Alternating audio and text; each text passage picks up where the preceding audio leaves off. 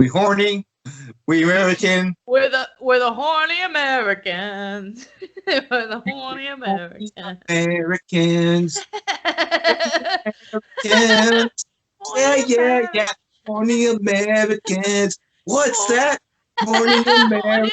Americans. What's that? Horny American. Don't touch that. Horny American.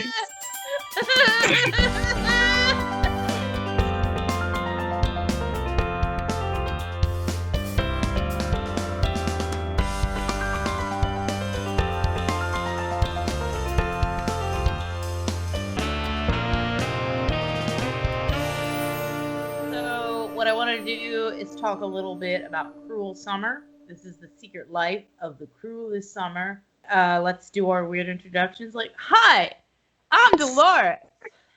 Hi, I'm Joey. And welcome to 30-Year-Old Teenagers Podcast. Yeah. And we're going back to school of Ulysses S. Grant High School. But before we get into it, we're going to be talking about current events, which to us means the latest in teen drama, which is my new favorite show on Freeform, Cruel Summer. It's a cruel summer. Cruel Summer. It is executive produced by Jessica Biel, who is fabulous in a lot of stuff she puts her hands into lately. It's a show. Jessica Biel, fantastic. So it's basically a mystery. Like, you don't know what's happening just yet. You got a dorky teenager who's just like so fucking dorky, and it basically starts in 1993, and then she wakes up 1994 and she's beautiful. Also, in like 95, she's kind of like trashed out. She's kind of like washed up. Like, yeah, Lindsay Lohan 20 now. Yeah. Just turned 15 years old, and her brother says 15's gonna be your year, sis. And it kind of was. It seems like it reminds me of Pretty Little Liars, kind of, but kind of different. I don't know if you ever watched that show before. I have not seen it yet, but I'm in love with the tall. I don't know her ethnicity, and I can't say, but she plays Peaches on You, and I'm in love with her. Like, she's gorgeous. She is also on Dollface, where she's equally gorgeous, one of the most beautiful women who's ever lived, and she's amazing. Shay Mitchell. I don't know. She is exquisite. Like, I love her. She's got the perfect body, perfect face, perfect hair. I wish I was her. I would ride her face to the moon. I would do so many things for this girl. If you're listening, I'm not weird. I just love you. And I think everyone should love you, and that's not weird. You're kind of weird, but anyway, how is your Cecily Strong riding face going? I would ride Cecily Strong's face to the moon. I can ride two people's faces. You said, like, within the year, you'll get her. I could get Cecily Strong, but I can't get Shay Mitchell. There is no way I could get Shay Mitchell. Oh, yeah. She would be like, she should open up a restaurant called SEHEZ, called Shay Mitchell. Because her name is SHAY. And it would be Shay Mitchell. It would be a fancy French restaurant. And I would try to go and be like, "Ooh, sorry, you're not on the list." I'm like, "I'm in 30-Year-Old Teenagers Podcast." I'm like, "Yeah, we know." And they close the door, but you're already inside and you're eating the appetizers. You're like, "Hey, Dolores." And I'm like, "Can I come in?" And they're all like, No. And so they don't let me in. But you're hanging out with Shay, and I'm just like, "Fuck you guys. This is not even fair." But no, Cruel Summer has the character Jeanette. And she has this kind of longing. She's hanging out with her weird fucking friends, one of which is played by Harley Quinn Smith, the daughter of Kevin Smith. It has been the frustration of me and producer Blake that this girl is basically gifted a starring role in this show because her father is 90s legend Kevin Smith. Oh, yeah. I mean, but there's a lot of actresses or like actors like that too that are kind of gifted roles. And in this show too, she's pretty bad. No offense to her. Sorry, Kevin, but yeah. It's just basically like me and Blake, producer, have said that if they make a Clerks or Mallrats reference, we're done. Like, that's it. And I'm like, no, but I really like this show. You know they will. I know, because they're capitalizing on, like, it's the 1990s, you guys. And it's such a great show. Like, you see Jeanette being this, like, sweet girl, but also super fucking mean girls conniving. Like, what's happening in the show right now is that Kate has disappeared, but then she comes back. And the first thing Jeanette says is like they found her. Jen's like, who killed her? Who's the body? What's going on? I didn't do it. Me? No way, you guys. And they're like, she's alive, Jeanette? Like, oh yeah, like super alive? And like, yeah, she's totally alive. Oh, because like she's like dating Katie's boyfriend. Yeah. At the time, like he like punches her big time in the face. Boom! Right in the face. It's so bad that they have to give a like warning at the end of the show. If you're a victim of domestic violence, call this number, because it's so bad. I also want to talk about how Katie disappears, and it's like 3 hours, and they assume she's gone, you guys. So they just like, we gotta find a new best friend. I gotta get a new girlfriend, and they all just like hook on Jeanette. Like, it's really fucking weird. Like, I'd be mad if I was Katie too. Like, y'all just like you see like all 3 years and see the difference of Jeanette, and I'm just curious like what actually happens, you know, in this series. How does she become this like geeky girl into this popular girl into this almost tragic, depressing emo girl? How does that all happen? I'm interested. I'm like really hyped to see how it all plays out. Show. It's a perfect show. Sorry, it's perfect. It's a great show. Yeah, it's really good. Again, like I don't know why, but like recently I'm into TV shows once again. Is this show and the Mighty Ducks show and the Transformers show? I'm like really into now. Cruel Summer.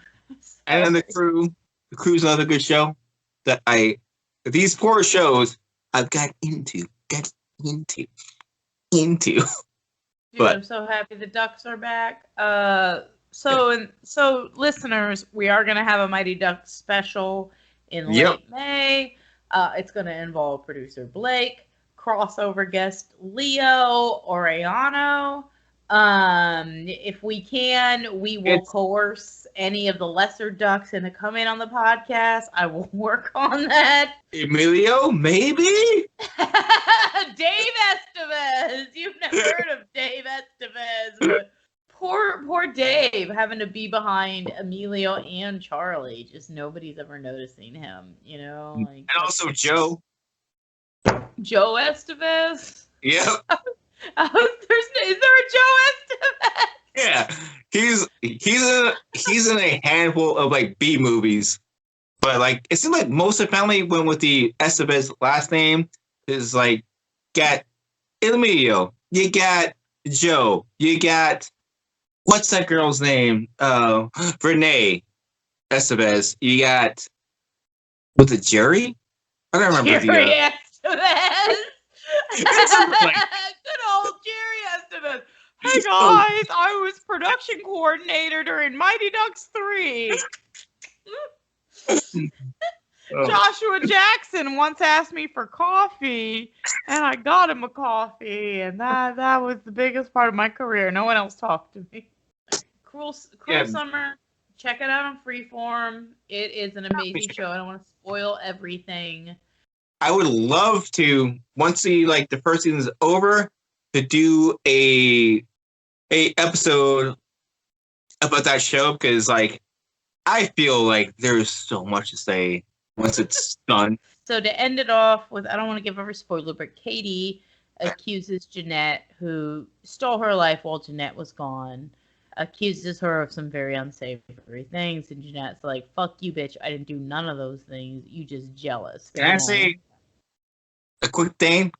Sure. I mean, if producer Blake wants to like take this out, that's all right. It's cool. Jeanette and like Katie have some not too shabby tatas, if you know what I mean. Dude, you know it's the same people who did Secret Life because they're just like showing the fucking bouncing all over the place. Like people, like they're just like boom, boom, boom, like oh, boom, like in the Secret Life. So to contrast to the Secret Life, there's an episode where local Christian girl Grace is at the batting cages, and she is wearing, and I swear to God, the costume directors went from Secret Life to PornHub or PornHub to Secret Life because she is wearing knee-high socks, short shorts, not becoming of a good Christian virgin girl, a regular top, and pigtails, and a batting cage helmet, which seems like a bad, barely legal, like, porn movie from PornHub. Like, oh my God, you guys, I'm playing in the batting cages. Step baseball thrower, what are you doing? And just like, it is so bad. And I'm just like, who fucking designed the costumes for Secret Life? Because it's fucking porn. It is pornographic. Man, like I have a big porn related thing that like happens a few episodes into it. So all right, let's get into Secret Life of the American Teenager, episode 12 through 16. Okay, so episode 12 is it's kind of a major episode within the series. This is Amy's and like Ben's wedding. Both these characters are like 15, so because they're idiots, use fake IDs to get like married legally. Guy at school, Joe. His name's Joe. Yeah, he's super sketchy. This boy Joe, in this episode, he makes so much money. I know from like my like past like experience of like knowing like how much people charge for like the fake IDs. It's like minimum $50. How do you know this, Joseph? How do you know this? I know some things, you know. No. I need you to elaborate on this real quick. So back in the day, when I was not 30 plus years old, I was curious about like a fake ID, and yeah, it was like minimum like $50. This boy living in like kind of a rich neighborhood, he may have charged all these characters $100 for these like fake IDs, and like he got Amy, he got Ben, he got Grace, he got Adrian, he got. I want to talk about Tom in just a bit. Tom and Tammy, I got things to say. How do I not be offensive when I say that Tom is a living computer? That's why, like, I don't like to talk about Tom on the podcast because, yeah, it's tough to talk about him. You almost can't say anything negative because you'll sound like a mean person. I don't know. I just fucking hate Tom's character because he's a pro-life like token. Like they don't care about him. They're just like, don't have an abortion because Tom is valuable. Tom's not valuable. He's awful. I don't want to get too into it, but yeah, Tom as a character is pretty bad. He's annoying, and when him and his girlfriend Tammy become a thing. First of all, let's go back. Ben and so I want to go back to The beginning of Anne has been a shit can mother the whole episode.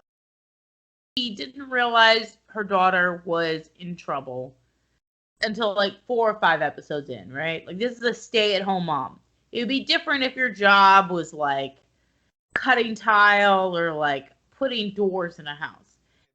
I disagree with you some because, okay, during this episode and like episode 13 and like episode 14, I would agree with you 100%. But Anne redeemed herself later on, and she's basically telling Amy like straight up, hey, you know what? You're gonna have a baby. It's gonna be real, and you either have to take care of this baby or give it up to like adoption because like I have to get like a job because I'm like divorcing your dad. So hey, this is just real life here. She's being straight with her. She's like, hey, she was not being straight with her in episode 4 or 5 when Amy was like, I really want an abortion, Mom. An abortion? Well, I personally wouldn't have one of those. I got so upset about this because she's like, me, I don't believe in that. I choose life. Life is what I believe. And Amy's like, okay, if you choose life, then I choose life. And then this episode comes along, and Amy is like, I could use like food and juice. And her mom's like, then get it yourself, stupid. You could have had a procedure to do this, which is perfectly normal. There's nothing wrong with abortion. After 6 months pregnant, Anne says to Amy, you got to learn to get a job and you got to learn to take care of a baby. Bitch, I ain't your baby mama. I ain't doing this. You do it yourself, girl. Here's my like so mad. I guess my thing to that is that Anne's life has changed quite a bit since like episode 4. It changed quite a lot. So sorry, I gotta go on this rant about Anne. Anne encouraged her to keep the fetus. She said, you can, and so she encouraged her. Yeah. Didn't lay down the law and say, if you want to keep this baby, there's going to be decisions, there's going to be consequences. She said, I wouldn't choose abortion. I choose life. I choose life. And then now she's laying down the law and saying, this is what comes with life. And because we live in America, insurance and money comes into play. And Amy didn't know any of that shit because did Anne ever work for anything she had? No. Anne fucked an idiot furniture store salesman and got an entire life out of it. I got like some George thing to say later, but. So Anne's like, I want a job. And George is like, did you finish your philosophy degree? And Anne's like, I didn't finish college. Where are you going to fucking work with no skills and education? I'm going to find a job, George. And he's all like, yeah, finish your philosophy. It wasn't philosophy, it was women's stories.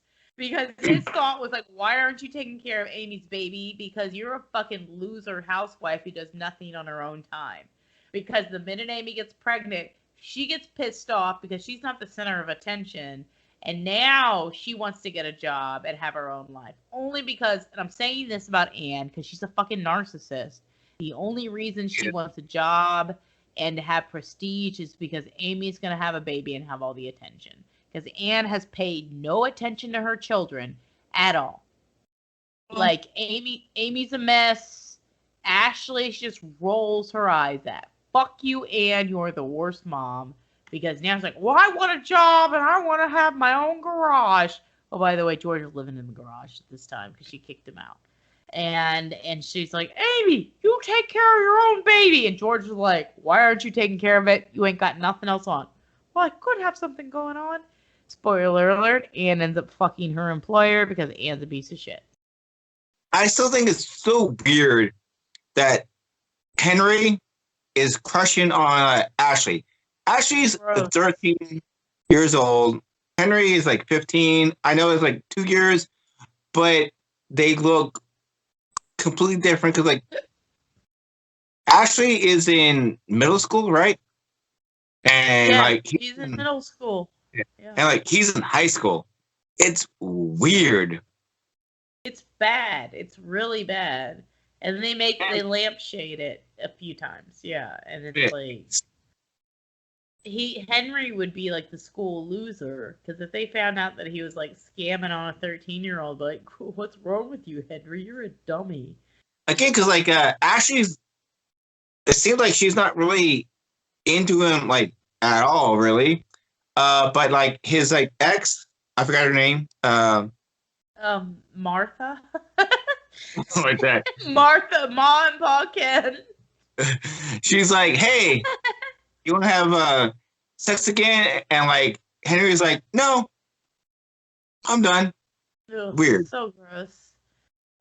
So everybody's getting ready for the wedding, and Henry kind of takes Ashley as his date. Ashley kind of knows she's in a teen drama, and her expression the entire time is like, "Oh, geez, you guys like this." Like, she's really mad that she's dragged into this horrible life that she didn't sign up for, and Henry is like, Ashley makes a comment, it's like, "It's really gorgeous here, isn't it?" Because I'm telling you, the wedding hall, Albertsons, for Amy and Ben's fake wedding looks like a funeral home, and not a good one. It does, yeah. Yeah, and it's really gross. It just looks like it smells like formaldehyde. And Amy and Ben, Amy is wearing the worst wedding dress, which is like this weird, like Walmart kind of smock dress. It fits her style because like Amy, this entire series dresses ridiculous. So it's kind of weird what's going on. You got Ricky coming with Grace, and Grace thought that it might have been Ricky's wedding, and nobody knew whose wedding it was. We all knew whose wedding it was. Adrian heard about this like wedding too. This girl shows up with her like titties like popping out. Just fucking out. Like, oops, a booby came out, you guys. Take that, Grace. Also, during this, Grace is dating Ricky, and Adrian's fucking Ricky on the side. Yeah. And it's like Grace is too stupid to see this, and it's just like she thinks she's in love with Ricky, but nobody's in love with Ricky. I don't love anybody, Grace. I don't even love myself. Ugh. It's just fucking shit. He looks like Dylan from, not Dylan Klebold, Dylan from 90210. Dylan McKay, the best. Yes. Ricky is like that character, the troubled like no parent boy, no parents. Yeah. Like, is there a parent? Not one parent. Oh. Just even his foster parents are like, we don't want to get involved, and it's like, yeah, because like we don't see them like after episode 2. It seems. No. They only come around when someone's getting an abortion. Like, spoiler alert, the mom shows up to stop abortions later on. Like, you don't want an abortion. Well, I'll get you out of here. I'm sorry, I'm getting my soapbox because I'm drunk. This show fucking hates abortions. But it's like there's nothing wrong with an abortion except at 6 months. 6 weeks, Ian could have just been like, come down and let's just take care of this Amy, you made a mistake. But they act like abortions are terrible when it's way better than deciding what you're going to do at 6 months. Like, it makes me mad. Sorry. Hate it. But yeah, so like this pretty much wraps up episode 12. Side thing. It was actually Ricky's and like Grace's first date. Yeah. Also, this was the first date of Tom and Tammy, and they want to get married. I also have to point at the sketchy roadside preacher that they chose is only charging $80 a pop for this marriage, and I'm like, that's a pretty good deal. Like, you know, I'm like, I'd get married for $80 at a funeral. That's why, like, he didn't care that they had like fake IDs. It was like, hey, they're paying me, and like that's something I want to like bring up too. I think I like wrote it down too. How much did Amy and like Ben spend on this wedding?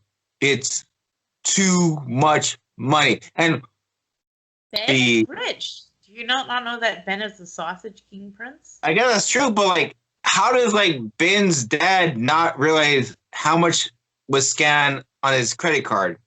The fake IDs, you got 2 of them.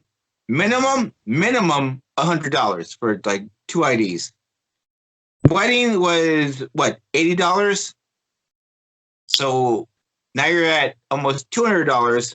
The hotel room, which was, it looked nice, so I'm thinking $160 for that like room. And then Ben's like tuxedo rental, another $100. Wait, Ben might have owned his own tuxedo because he's rich. Rich people own their own tuxedos. Maybe so. Like, because they got out a lot of parties. They're owned by rich Minus that one then, but like the rest of it, that's, you're talking about like $400+ on this like fake wedding that doesn't exist really. Okay, so let me tell you about rich people. They don't monitor their own credit cards. They have staff and people that I work with rich people. But the thing is, okay, it's like, but like Ben's dad should have like noticed that. Oh, he wouldn't notice because he's probably the 8th generation like sausage man. So he doesn't know all the ins and outs of his money. He's got accountants, he's got assistants, and they see all these charges and they think that Leo did a sausage party for a wedding. And so they see all that. It's like, hey, Lauren. Hey, Samantha. Hey, I see all these charges for this hotel. Should we tell Leo? Yeah, he probably had a party there. Don't fucking call Leo with your bullshit. I'm sorry. I know. I didn't mean to yell at you. I'm just stressed out. Don't call Leo because he'll get upset. And so they probably all thought that Leo had a wedding event at a hotel because I'm sure you have a lot of sausage themed or Polish weddings. As a Polish bride that I plan to be one day, I hope to have a wedding filled with sausages and hams and steaks. And I hope that nobody's like, hey, did you really charge $400 to the sausage hut? Yes. Why are you bringing this up? Okay, I'm just asking. Yeah, I bet you're asking. I don't fucking care. I had a sausage wedding.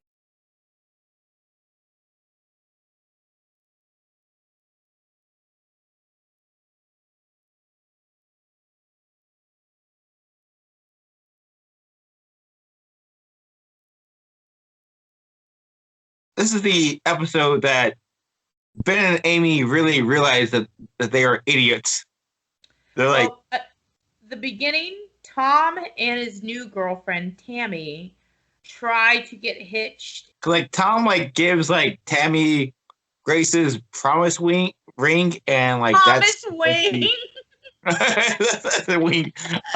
Promise ring and I guess that's like a engagement ring. I don't know.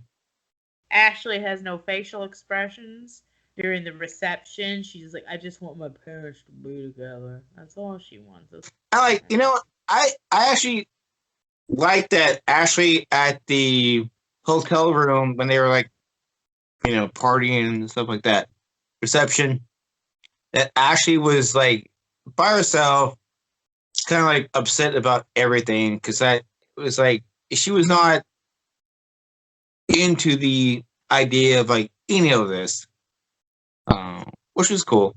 Ashley just wants to be like a kid with parents that aren't insane because during this couple of episodes, Anne and George are either fucking or fighting. Like George is living in the garage and wants him out of the garage, and it's like, Anne, what are you gonna do if your husband's not there giving you money? And that's my thought because Anne has no. I'm gonna bring this up every episode. Anne has no skills and no money. I think it's this one, or like maybe it was episode 12, that we realize that family's kind of broke. You know, George has like no money left, but Anne believes that George has money, but he's like hiding it somewhere else. Anne is an idiot, you know? It's not the first like TV show to do this, but a person having a what's the word? Like a a job that you would maybe make 35K at, but they're super rich. Yeah, George doesn't have any money. He sells furniture. He's not banking. Like, why is he in this big house?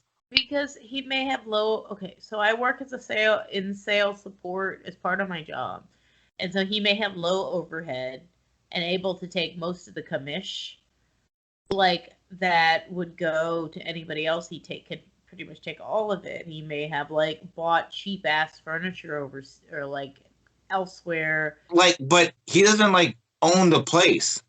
He's not the owner. Wait, who owns it? Some other guy. I don't know. Wait. Are you sure he doesn't own it? I thought he owned it. He didn't. No, he doesn't. Wait. Whoa. I thought George owned it because that changes everything if he doesn't own this furniture store. He doesn't own it. No, I think he owns it. He doesn't own it. I think he owns it. Producer Blake, I need you to do some research because I'm pretty sure he owns it. Blake, look it up. He does not. He's the boss. He's in charge of Donovan. He's a manager, yes. No, but he owns the furniture store because he has a key and he just shows up whenever he sleeps in the store when Ann kicks him out. Managers do that. Managers do that. No.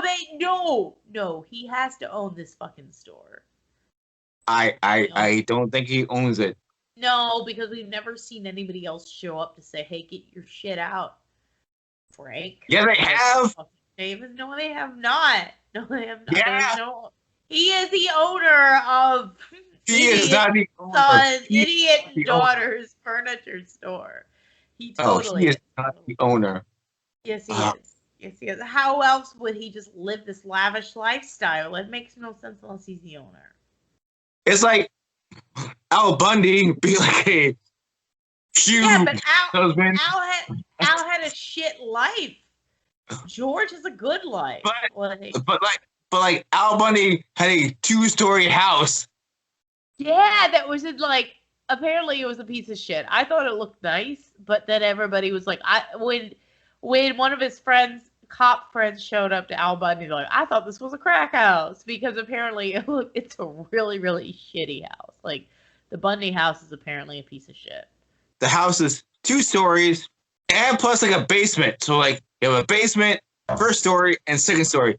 Yeah, 3 stories. I know that us as millennials see that Bundy house is a glorious palace that we could just have. Somehow Al Bundy, a shoe salesman, and his negligent mother wife all can afford a 2-story home in Chicago. And I can't get approved for a mortgage? What the fuck? That's what I'm saying. I'm a little mad right now. Why are you gonna make me mad, Joseph? Because like Al Bundy was like maybe tops, maybe $7 an hour, plus like commission. That's not enough. I'd also like to point out that like during this episode, you find out that Ricky, who's supposed to be in love with Grace, is fucking Adrian. It's like he's so messy. I've talked about him being messy before. Yeah, there's so much to talk about, like Ricky, Adrian, like Grace, like relationship here, and this kind of brings like the next like few episodes together. Who do you feel worse for, Grace or like Adrian, when it comes to like Ricky's feelings? I'm gonna say Grace. I would say Adrian. I'm gonna say Grace because she's put in the time and effort to kind of like try to like heal this boy. And Adrian does that too. No, Adrian, like, he's finding out that like he's not going to be the person that she envisions a future with her, that's gonna wait for her to graduate medical school to have sex. And it's just, you're gonna wait for me, Ricky, that I can have sex with you on the day I graduate medical school and we get married. Sure, baby, I'll do whatever you want. So, episode 14 is the creepy dad. We first meet Jack's creepy dad, who's a he's a priest or like something. Yeah. He's a town preacher, like in the style of Reverend Cameron. He's going door to door to get gossip from everybody. Like he's like creepier than like Cameron was. Oh yeah, he I'm sits on a couch with Ashley in the garage and like, "Hey kid, what's up?" He's like, "Can you get my parents to stay together?" He's like, "Suck my dick, little girl," and she's like, yes, "Oh." he doesn't say that, but just to make it clear to listeners, he does not say that, but like you get that vibe. And then shortly after that, this is the episode we meet Ricky's dad. Ricky's dad was like mentioned a couple of times before. Ricky said that he was sexually abused as a kid.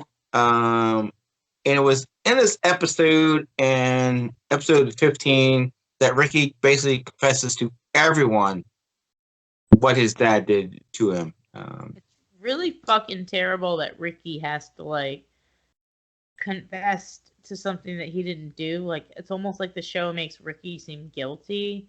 I wanted to bring up that Brian Callen, it plays Ricky's dad, which I had a hard time seeing because Brian Callen was on Mad TV, and then last year Brian Callen turned out to be an abusive monster who's been reported to have raped 4 women.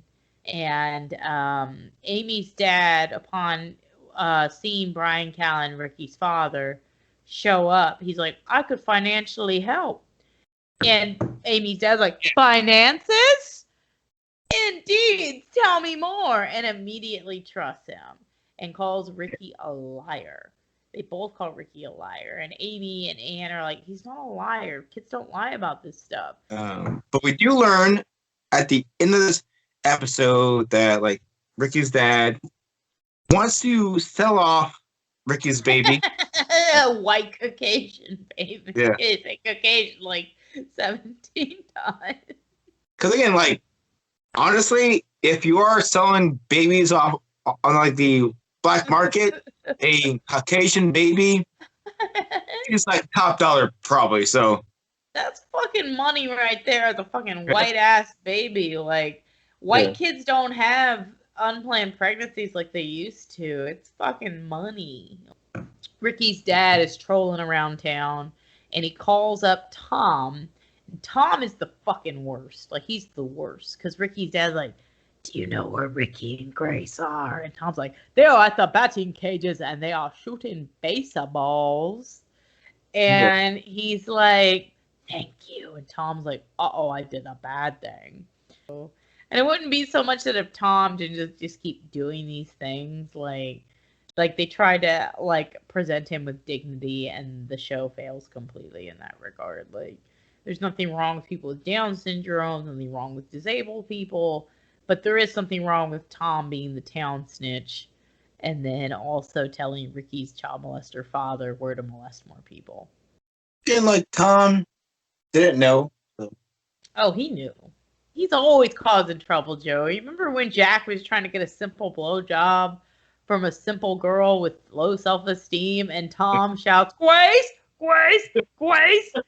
Let a man get a blowjob, Tom. Just fucking be classic. Be a pal.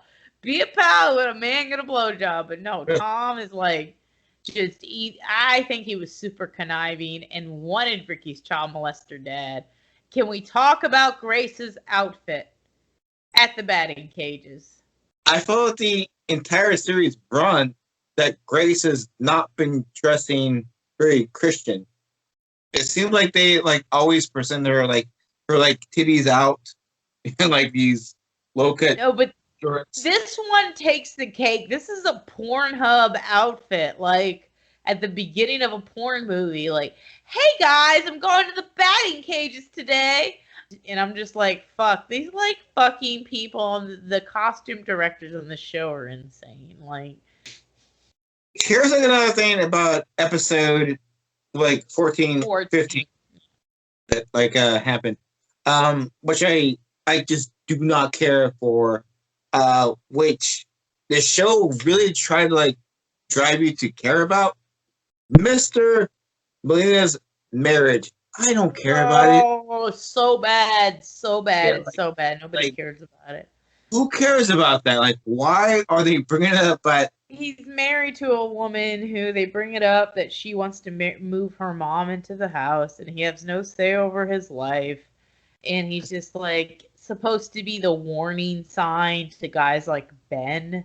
Like, don't simp up and like let your girlfriend move you into a house with her and her mom where you have no control over her life.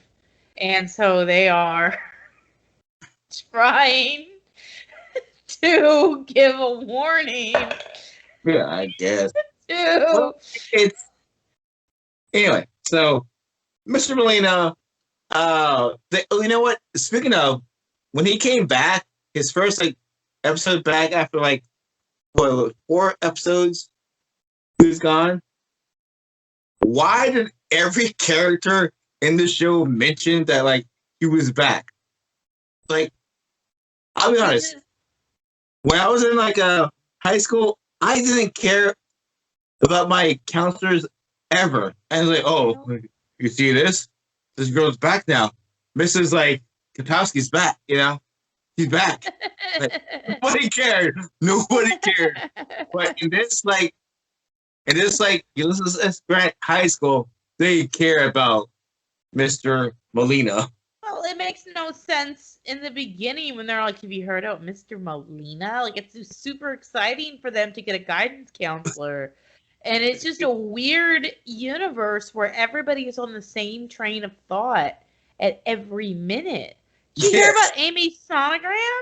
Hey, did you hear about Amy's sonogram? And it's like, yeah, did you hear about Amy's sonogram? And it's like this weird fucking... And Ashley's the only one who's like self-aware. Like, I just don't want to be here. I want to like be not in the universe of like this train of thought. The fact that Ben felt that Amy wanted him to be. Oh yeah, the sonogram and the birth of her child. Yeah. My favorite thing was Leo when he's like, I want to be at the sonogram. And it was a huge thing that anybody would see Amy's stomach. And like Leo's like, you ain't never seen a stomach before, have you, boy? And he's all like, oh, daddy, no, I haven't. And then masturbated. And he's all like, yeah. And he's like, I think Amy would want me to be at the birth. And then Leo laughs like, okay, sure, Ben. Okay, you know, like, sure, she wants you there. And like, because he knew that Amy doesn't want Ben anywhere near her development. Ben says that like Amy wanted her there. He didn't say that I'm sure she wants me there. He like was saying like, yeah, Amy wants me there. He has like dumb like camera, like ready to go, like everything. It's like, yeah. It's like Ben's ridiculous. Actually becomes like one of my favorite characters in the like entire series. Jack, he claims that he was the guy that did like the fake IDs. So he gets in trouble. He gets, with the police, blah, blah, blah. Jack has to do community service. And he has to kind of do a Big Brother program with this guy, Duncan.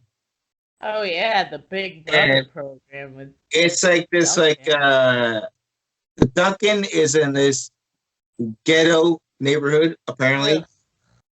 But Jack, he instantly falls with Duncan's sister, like, right away. It's like, so bad, his, like, dick is so hard for this girl, it's ridiculous. Poor Duncan, but he's fucking Duncan, too. Like, he's like, let's go on a stakeout to find Ricky's dead. Yeah, let's go on a stakeout. And it's like, yeah. And then when Duncan sees Jack and his sister, he's like, oh boy, you guys, I'll leave you alone, because he knows that Jack and his Cupid bow's mouth is always wrapped around a penis. Like always. Like, no hate, Jack, just live your truth. He may be a trisexual, pansexual. Yes. He is a multi-sexual, multi-tool boy. He's got the tool belt of sexuality, and he will put that screwdriver in whatever he can find. Yep. That's why you don't see him for episodes at a time, because he's out just like putting his dick in whatever he can find. Like, but it's always across town. He goes to the Seventh Heaven universe a few times and just like whatever. It's a fun time, you know. It's a fun time. Barbara Hampton, like, universe, like, he goes to the Dairy Shack and he puts his dick in the hole in the bathroom and lets, like, Matt from Seventh Heaven suck the dick. Like, you know, like, I'm gonna be gone for 3 episodes, you guys. Like, okay, Matt, we love you, bye-bye. And just, like, fucking eats a cheeseburger, a milkshake, and fucking Matt's shake. So that's, you know. Episode 15 is, like, the episode that basically Ricky confesses to everyone about his father's abuse, because like this comes after the day before Adrian's dad was like telling her, like, you know, Ricky does not care about you personally. Yeah, this was like Adrian like really trying to kind of like go against that. It was kind of a backlash against her dad, saying that Ricky doesn't care about you and all this. Like, she wanted to be closer to like Ricky, but I wanted to bring up that when you open this with Ricky and Adrian, they are modestly dressed, with like her with the top off with the bra that's like really long.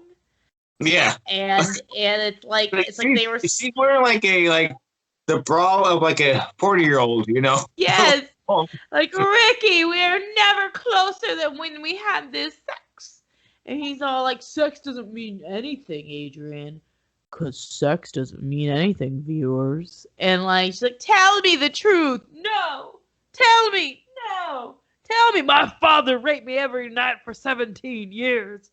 And then finally he tells her what happened, runs to his Prius, which is like the official car of the bad boy in 2008. It's a brand new 2007 Prius.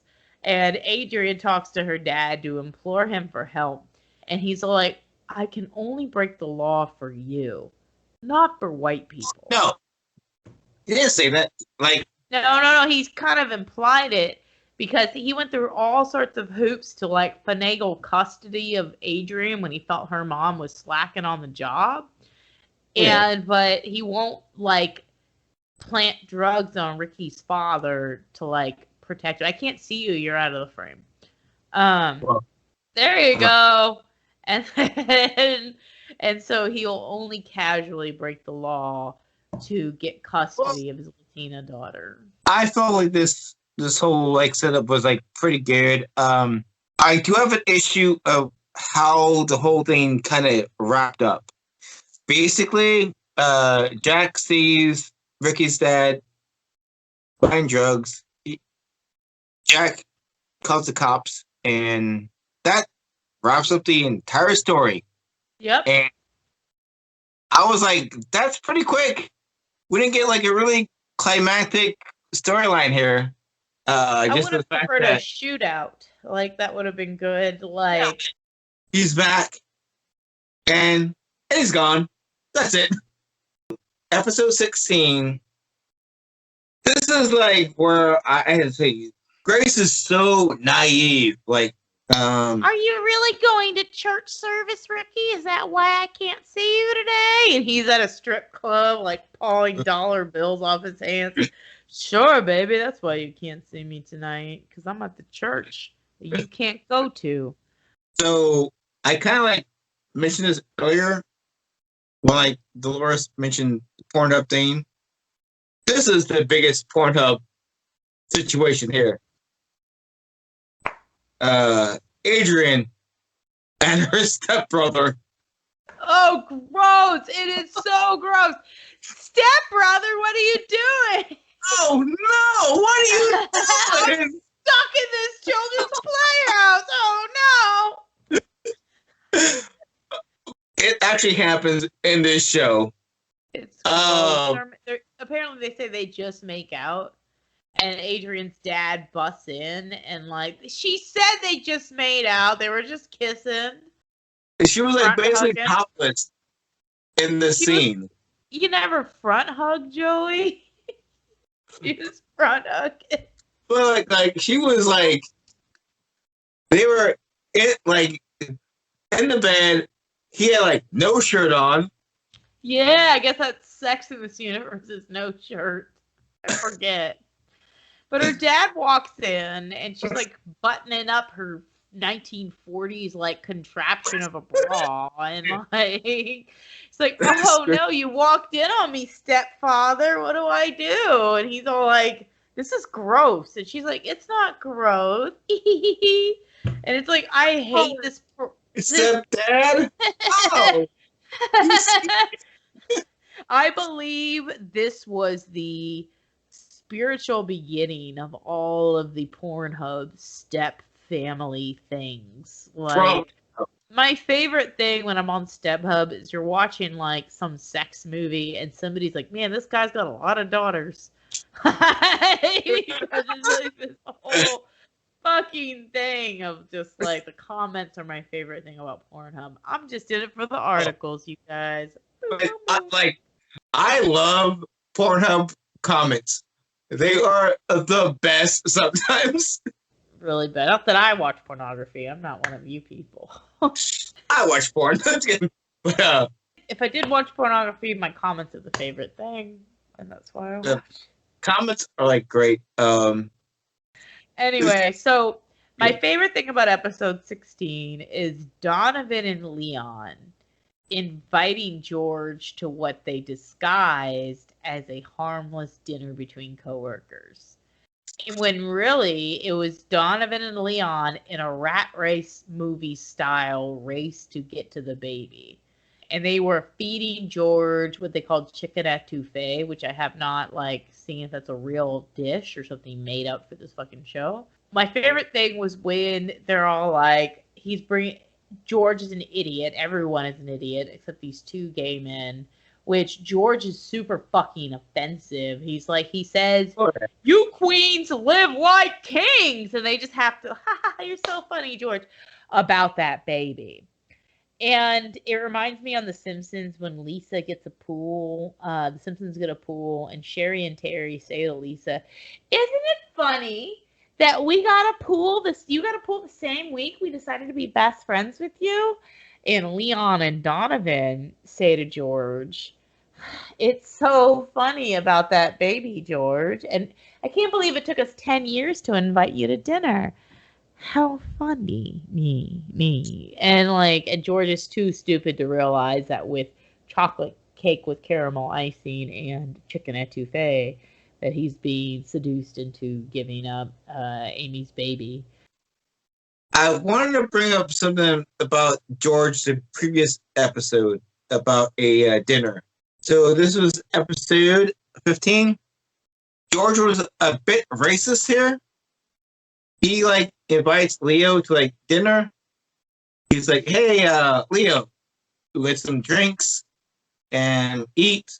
I mean, George's whole thing is hey, Leo, you're Italian, right? You know someone who can beat up. Oh yeah, they're trying to get Ricky's dad on ice, which honestly I think that's what happened. He didn't go to jail. Leo had him put in a block of cement and lowered into the bottom of the ocean. Because did you ever see Ricky's dad again? We never saw him again. I don't think so. But Leo gave him cement shoes. That is a bit racist. It's you're Italian, so bonkers, okay. right? Leon and Donovan are really pushing to fucking. Oh, yeah. This is when we have the biggest tip of these two, Amy and Ben. Ben's the worst. George is the worst. These are my two worst characters in this episode. George is my favorite character ever, but he's funny. Well, but yeah, it was just it's just kind of a sad episode. Just as kind of Anne pushing Amy towards adoption. Ricky really wants to keep his son. Jack tells Grace that Ricky is still fucking Adrian. Amy toys with the idea of Ricky just having full custody. Adoption is not an easy thing. I don't always agree with that because it's a lot of times it's rich people trying to like Ricky's father trying to like. I have an issue with like adoption too. Yeah, it's like just like if it wasn't if we had universal health care here, more support for new mothers like they have in other countries, Amy wouldn't have to be struggling. Like they're acting like this is universal issues, and they're not. And anywhere else in the world, Amy would have way more support to have a baby. And I'm so frustrated. I keep bringing this up that Anne encourages her to keep a 6-week or 8-week old fetus. And now she's 6 months pregnant and now laying down the law. Find a job, Amy. At one point, Ashley, episode 15 or 16, Ashley goes and gets a job because Ashley is so afraid of them not having money. When you get like invested into the show, you really feel for these characters. Not Amy, not Ben. They're like the worst. But you care about Grace. You care about Jack. You care about Ricky. You care about Adrian. You care about Ashley also. Other characters, they're just the worst. But I want to tell like listeners this. I know we can talk about Secret Life of American Teenager like five episodes straight, but when it comes to One Tree Hill, 2 episodes. Joe, different. I mean, One Tree Hill is just like, that's what got me into teen drama. Like, I didn't start watching every other teen drama until I watched One Tree Hill, and now I watch them all. So it's, Before we wrap up here, Dolores had a Mary Kill. For this show, it would be Tom, Ricky, or Ben. Fuck, marry, kill. I will kill Ben. He was like my easy kill. Instantly kill him. I feel bad about this. I feel really bad now. I would fuck Tom. Gross. It'd be interesting, I guess. Marry Ricky? Yeah. You live in a little apartment above the butcher shop? Ricky is a straight up sweetheart. I'm going to give you mine. I'm going to give you mine, and you're going to disagree with them. I would marry Ben for his money. That's the only reason I am marrying Ben for his money. He's got a fuck ton of money. I am fucking I'm marrying Ben, but I'm fucking Ricky on the side. I'm just like money girl, and I'm just like wearing coats and wearing a hat, and I'm just giant fur hat, like just crazy fur. It just doesn't matter. Leo Boykovich doesn't know how much he's spending, as we show by the wedding episode. He has no idea about his finances. He is ignorant, and I'm just like giant fur hat, giant fur coat, gold chains, a tiny little super rare sports car, and I'm like meow to drive to fuck Ricky. And I would kill Tom. I would take him to the vet and have Tom euthanized. I'd be all like, he let the whole town exposed to a child molester, and then be all like, okay, let's do it. And I'd be petting Tom and just like, it's okay, Tom. And he'd float up into heaven. And that's what happened. I'd be in my giant fur and I'd drive down the street, fuck Ricky, go home to Ben, make him a lasagna. And him and Leo would be like, what a great lasagna, huh, Dolores? And I'm like, yeah, it's a good lasagna. Wink. After I killed Tom and fucked Ricky, I made the lasagna. That's fair. Yeah. That's a good one. Yeah. I guess this ends our episode of a 30-year-old teenager podcast. Is there anything else you'd like to add? Yes. If you guys are fans of the horror movies, check out my other podcast, Nimrod Horror Podcast. We are on Spotify and all that jazz. And on at Never Heard Podcast, Instagram, follow us, blah, blah, blah. I'm a special guest host on the latest episode of 2 episodes. I think it was a good episode. Go check out Cruel Summer. Check out 30-Year-Old Teenagers on Instagram, Facebook, wherever you can find us. We are there. We're having a good time, and go ahead and check us out. We are the Horny Americans, because Blake said that could be our catchphrase. The Horny Americans. Horny American. Horny Americans.